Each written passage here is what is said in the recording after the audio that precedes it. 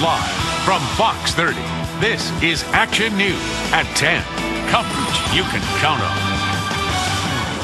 Right now, we're taking a live look at the first alert Doppler HD, and storms are moving out of the area. But earlier this evening, it was a much different story. It was a soaker on the west side. You could see from these pictures just how hard it was coming down.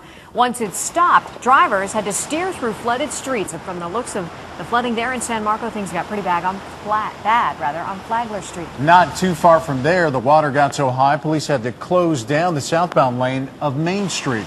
Roads there underwater and not safe for the daring commuters who tried to drive through. And just into our newsroom, a 12-year-old boy has been airlifted to the hospital after being struck by lightning. He was on Flagler Beach Pier.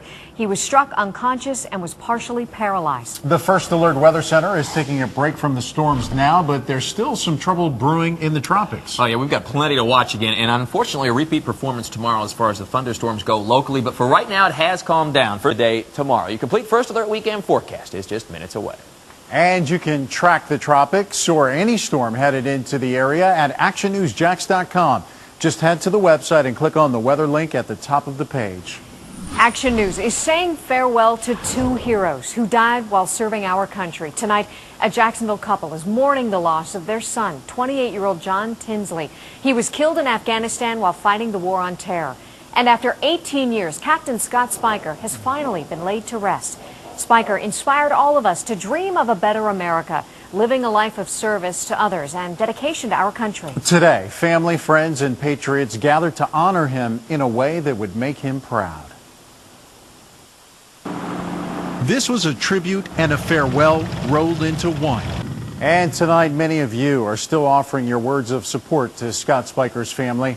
Marie says, thank God and all the great people that stood by the Spiker family to finally bring him home. We are still free and safe because of our soldiers and sailors. Fanny writes, I pray and thank God that Scott's family has found their loved one and brought him home. Thank you for your sacrifice. You can share your messages of support with Scott Spiker's family. Just log on to actionnewsjax.com and click on the comments link in the Your Community section. And coming up in just a few minutes, it's a memorial that many of you have requested, a special Action News tribute and final farewell to Captain Scott Spiker. As we said goodbye to Scott Spiker, another local family is preparing to say farewell to their son. Action News has learned that Captain John Tinsley was killed in Afghanistan. He was a member of Special Forces. He was on his second tour in the War on Terror. Tinsley was an FSU grad, a husband and father to little Isabella. John's parents live here in Jacksonville. Captain Tinsley was 28. New at 10, nearly 150 dogs kept in wet and dirty conditions were taken from a Charlton County breeder. Georgia investigators say many of the dogs were sickly. Tonight, we have both sides of the story. Action News' Matt Safer tracked down the owner of those puppies, and she's only speaking with Action News about her decision to give those dogs up. Behind these no trespassing lines is where more than 100 dogs were housed. Now the Georgia Department of Agriculture has come in and taken all of those dogs away, claiming nasty conditions. But I spoke to the dog's owner, who claims a very different story and put up for adoption. Reporting in Georgia, Matt Safer, Action News. And Belle says even though she's loved breeding dogs, this experience has taught her it's just too much for her. She is now out of that business. A Jacksonville mother and father are mourning a terrible loss tonight. Their 7-year-old son drowned in a retention pond near their home. Checking more local coverage for you. It's a story we brought to you as breaking news last night at 10. Jaden Gudger disappeared from his home on Torres Circle on the west side late yesterday. His father was out searching for him, but it was a neighbor who actually found him in the pond.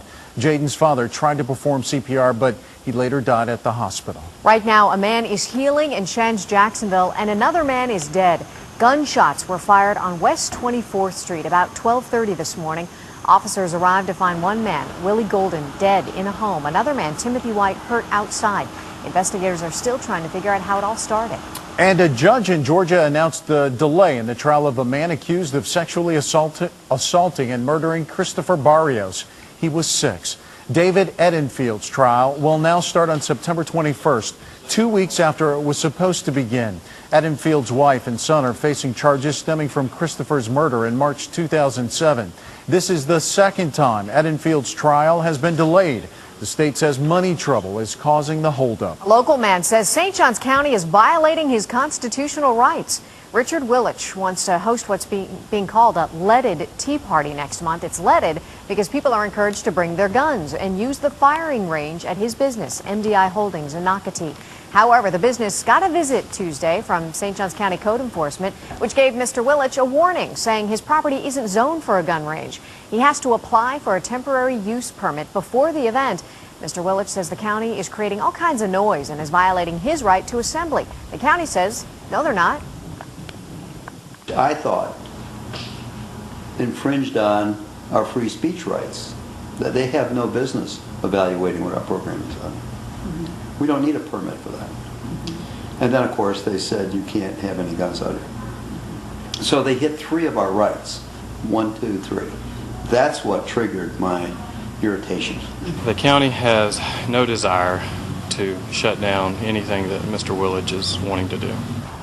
Now, all the county says Mr. Willich has to do is fill out the permit application, pay the $100 fee for it, which Willich has now agreed to do.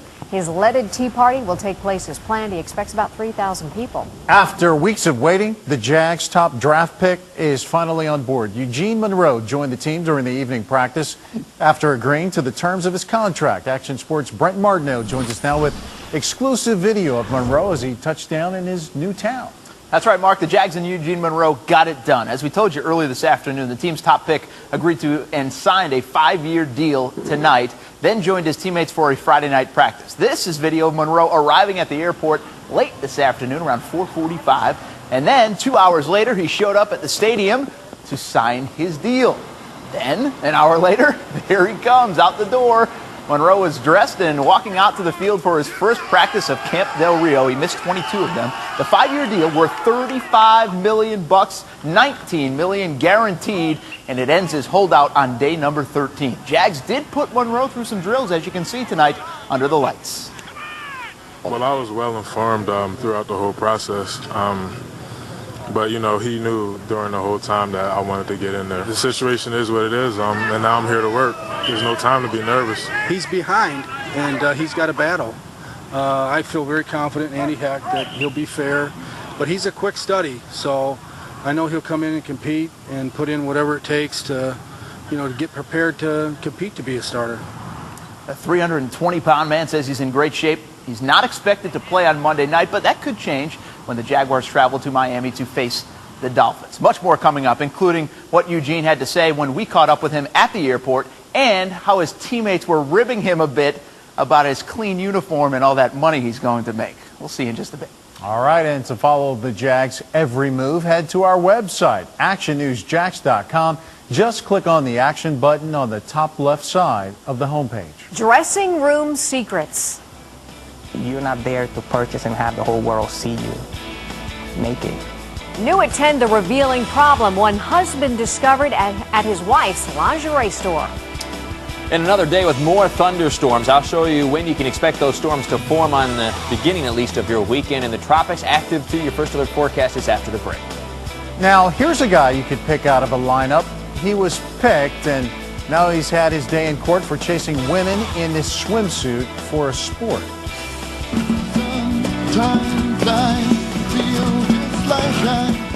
It was a time for peace and love. 40 years later, the spirit of Woodstock lives on.